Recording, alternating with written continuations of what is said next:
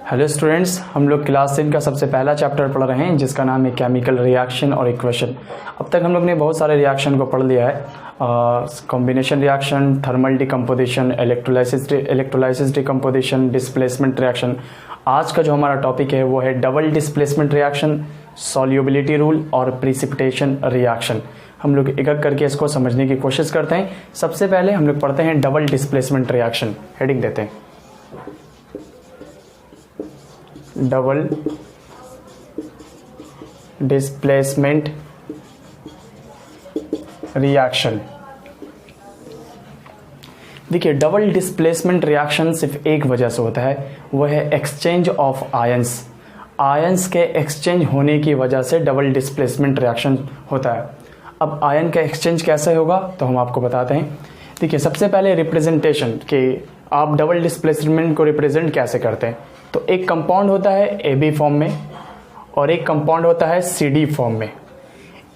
A जाता है किसके पास, D के पास, तो ये बन जाता है AD। और C जाता है B के पास, B जाता है C के पास, तो ये बन जाता है CB।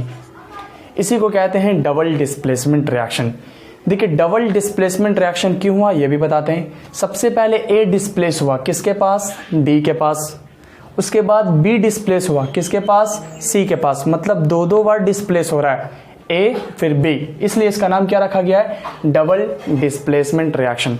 अगर सिर्फ A डिस्प्लेस होता तो सिंगल डिस्प्लेसमेंट होता, लेकिन इसमें A भी डिस्प्लेस हो रहा है और B भी डिस्प्लेस हो रहा है, इसलिए इसका नाम क्या है, डबल डिस्प्लेसमेंट रिएक्शन। पहले ये फॉर्म समझ में आ गया। अब हम आपको बताते हैं कि असल में A D के पास क्यों गया और B C के पास क्यों गया। क्या A C के पास क्यों नहीं गया, ये सवाल बनता है ना। तो हम आपको बताते हैं ऐसा क्यों हुआ। क्योंकि जो A B एक कंपाउंड है, A पे होता है नेगेटिव चार्ज और B पे होता है पॉजिटिव चार्ज। कोई भी अगर आप डबल डिस्प्लेसमेंट रिएक्शन में अगर कोई कंपाउंड आप दीजिएगा तो एक होगा नेगेटिव और एक क्या होगा, पॉजिटिव। और दूसरा है CD, C पे चार्ज होता है नेगेटिव, सॉरी इसको उल्टा लिख लीजिए। A पे चार्ज होता है पॉजिटिव और B पे होता है नेगेटिव, C पे होता है पॉजिटिव और D पे होता है नेगेटिव।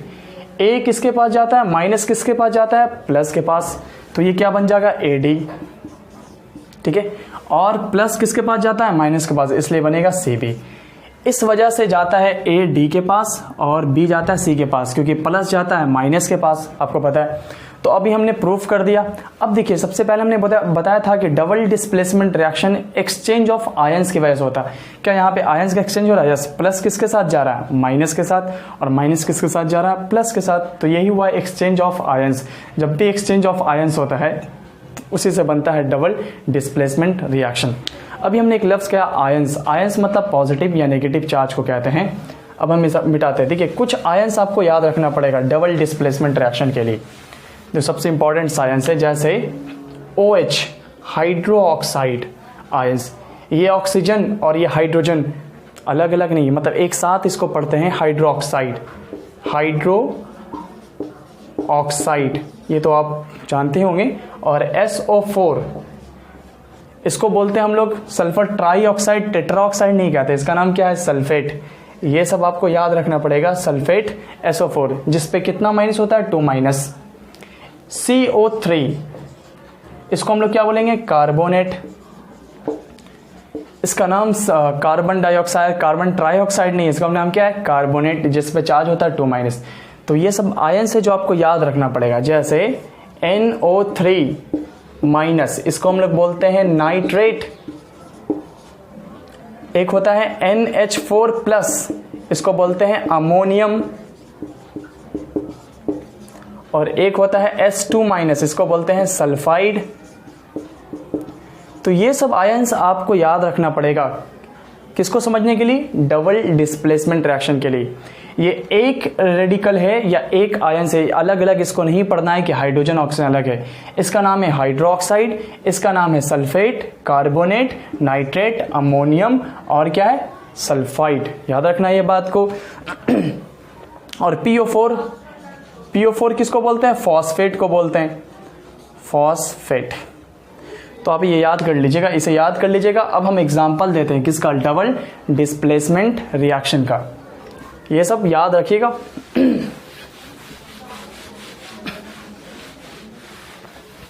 देखिए सबसे पहला एग्जाम्पल क्या है, फर्स्ट नंबर एग्जाम्पल NaOH। बताइए इसका नाम क्या है। Na मतलब सोडियम, OH मतलब क्या बताया था अभी, हाइड्रोक्साइड, तो क्या बन गया सोडियम हाइड्रोक्साइड। और ये तो आप जानते हैं क्या है, हाइड्रोक्लोरिक एसिड।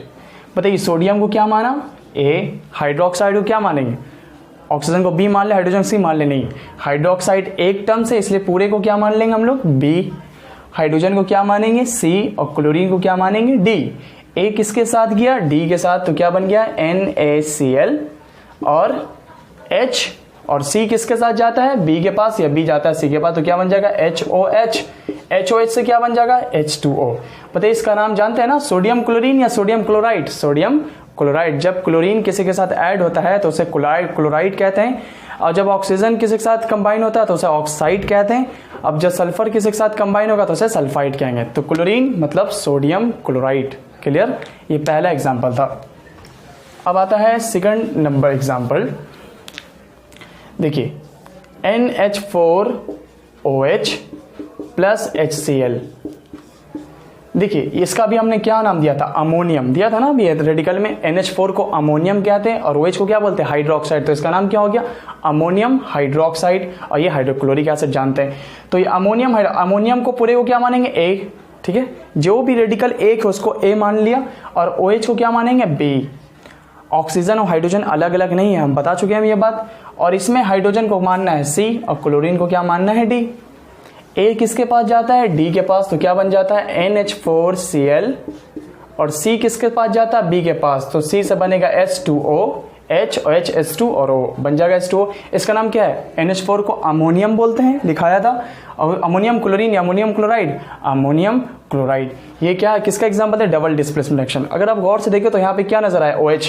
देखिए जिसके पास OH होता है उसे हम क्या कहते हैं, बेस। हम पढ़ेंगे आगे जब एसिड बेस साल पढ़ेंगे तो बहुत सारा मेथड है बेस और एसिड को पता करने के लिए, लेकिन फिलहाल एक जनरली तौर पर हम लोग याद रखेंगे कि जिसके पास OH होता है वो क्या होता है, बेस, और जिसके पास हाइड्रोजन होता है H+, उसे हम कहते हैं एसिड। ये तो हाइड्रोक्लोरिक एसिड है। आप जानते हैं जब बेस और एसिड रिएक्ट करता है तो वो बनता है साल्ट और प्लस वाटर। आगे पढ़ेंगे, रिएक्शन देख लेंगे। इसको बोलते हैं न्यूट्रलाइजेशन रिएक्शन, क्योंकि बेस किसके साथ कंबाइन कर गया, एसिड के साथ, और जब बेस एसिड के साथ कंबाइन करता है तो वो साल्ट और वाटर बनाता है। इसको हम बोलते हैं न्यूट्रलाइजेशन रिएक्शन। तो इस तरह से हम लोग 2 एग्जाम्पल दे दिया। अब हम आता है थर्ड एग्जाम्पल पे। देखिए थर्ड एग्जाम्पल हम लोग दे रहे हैं डबल डिस्प्लेसमेंट रिएक्शन का, CuSO4 और प्लस H2S। ठीक है, अब बताइए इसका नाम क्या, Cu मतलब हो गया कॉपर, और SO4 मतलब सल्फेट। क्या बन गया, कॉपर सल्फेट। ये क्या है, हाइड्रोजन, हाइड्रोजन सल्फर या सल्फाइड। अभी बताया था कि सब सल्फर के साथ कंबाइन होगा तो क्या बनेगा, सल्फाइड, और ऑक्सीजन कंबाइन होगा तो ऑक्साइड, और हाइड्रोजन कंबाइन होगा तो हाइड्राइड। ठीक है, कॉन्सेंट्रेट होके पढ़िएगा याद से। ऐसा नहीं कि आप उधर उधर देख रहे हैं और फिर इधर रिएक्शन पे देख ले रहे हैं, तो ऐसे आप सीख नहीं पाइएगा। तो अगर आपको सीखना है तो फिलहाल कॉन्सेंट्रेट करना पड़ेगा, बहुत अच्छे से देखना पड़ेगा, तो आपके लिए भारी से भारी रिएक्शन भी आसान हो जाएगा। तो इसलिए गौर से देखिएगा, ठीक है, नहीं उधर देख रहे हैं फिर इधर देख रहे तो देख रहे हैं, अब ऐसा नहीं काम चलेगा। तो अब देखिए, बताइए कॉपर को क्या मानेंगे, A, और सल्फेट को अलग अलग माने, सल्फर को B मान ले, ऑक्सीजन को C मान ले, नहीं, एक सल्फेट एक रेडिकल, एसिड को क्या मानेंगे B, हाइड्रोजन को क्या मानेंगे C, और सल्फर को क्या मानेंगे D। A किसके साथ, D के साथ, तो क्या बन जाएगा CuS, और C किसके साथ, B के साथ। बताइए C में कौन है, H2, और B में कौन है, H2O4। तो ये सल्फ्यूरिक एसिड, और ये क्या है, कॉपर, और ये सल्फर, कॉपर सल्फाइड। यही बनागा प्रिसिपिटेट रिएक्शन। लेकिन बताएंगे जब सीखेंगे प्रिसिपिटेट रिएक्शन तो हम लोग सीख लेंगे कि प्रिसिपिटेशन रिएक्शन क्या है। ये 3 एग्जांपल आ गया। अब आता है प्रिसिपिटेशन रिएक्शन। हमने डबल डिस्प्लेसमेंट का 3 एग्जांपल दिया, A, B और C, D। अब देखिए डबल डिस्प्लेसमेंट रिएक्शन पर एक रिएक्शन बेस्ड है जिसका नाम है प्रिसिपिटेशन रिएक्शन। अब हम लोग हेडिंग देते हैं किसका, प्रिसिपिटेशन रिएक्शन का। Precipitation reaction, precipitation reaction. देखिए सबसे पहले हम बताते हैं, देखिए प्रिसिपिटेशन रिएक्शन तभी आपको अच्छे से समझ में आएगा जब आपको सॉल्युबिलिटी रूल पता होगा। तो प्रिसिपिटेशन रिएक्शन क्लास 11-12 में भी पढ़ना, 10th में भी पढ़ना है, लेकिन फ़िलहाल उतना नहीं पढ़ना है, लेकिन हम कोशिश करेंगे कि प्रेसिपिटेशन रिएक्शन आपको अच्छे तरीके से क्लास 10th में आ जाए कि प्रेसिपिटेशन रिएक्शन क्या होता है। तो प्रेसिपिटेशन रिएक्शन के लिए हम लोग तैयार रहें। अब हम लोग समझना स्टार्ट करेंगे। प्रेसिपिटेशन रिएक्शन कौन बनाएगा, सबसे पहले गौर से सुनना है बात को। देखिए, जो सॉल्युबिलिटी रूल से एक चीज़ आपको पता चलेगा कि कौन सा साल्ट सॉल्युबल है और कौन साल्ट इनसॉल्युबल है। जो साल्ट सॉल्युबल होगा वो प्रेसिपिटेशन रिएक्शन शो नहीं करेगा। सुना आपने? जो साल्ट इनसॉल्युबल होगा वही प्रेसिपिटेशन रिएक्शन शो कर सकता है। तो ध्यान किस पर रखना है? इनसॉल्युबल साल्ट पे। इनसॉल्युबल साल्ट जो होगा वही प्रेसिपिटेशन रिएक्शन शो कर सकता है।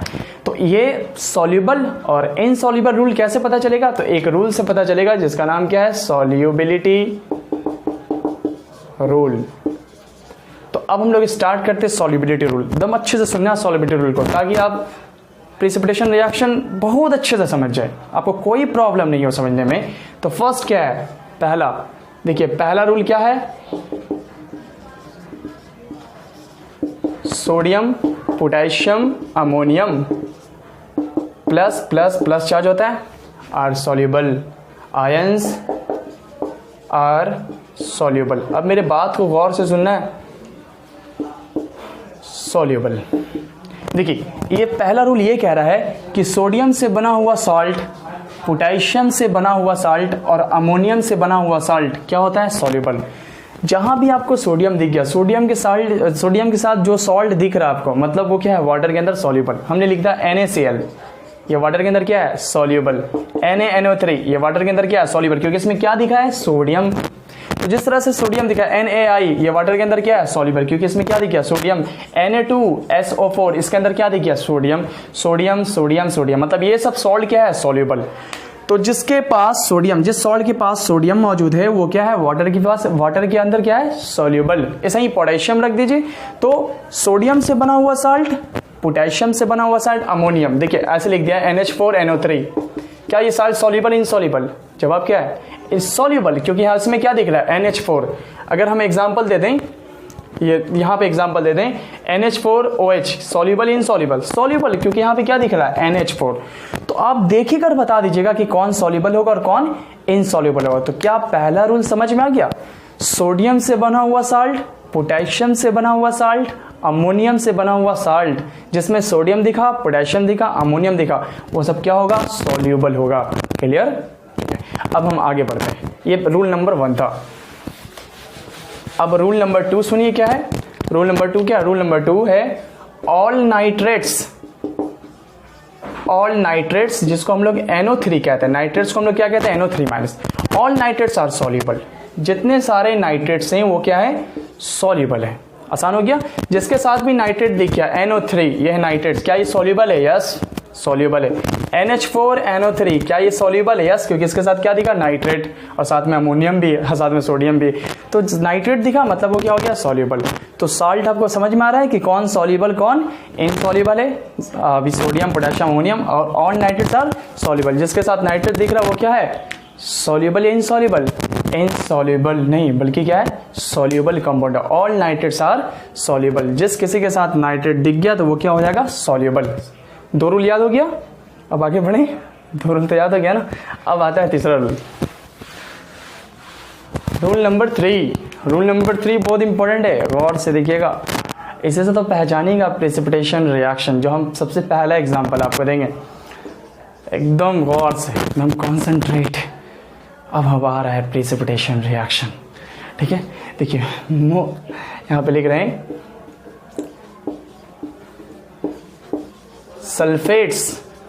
सल्फेट्स को क्या बोलते हैं? SO4। Sulphates ions are soluble.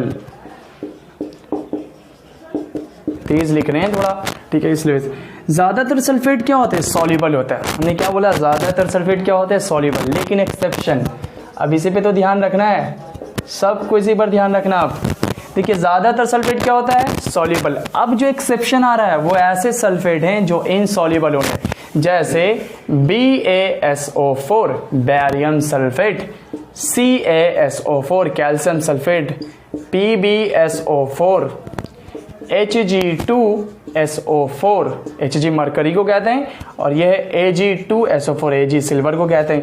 तो ये सब ऐसे सल्फेट हैं जो वाटर के अंदर क्या है, इनसॉल्युबल।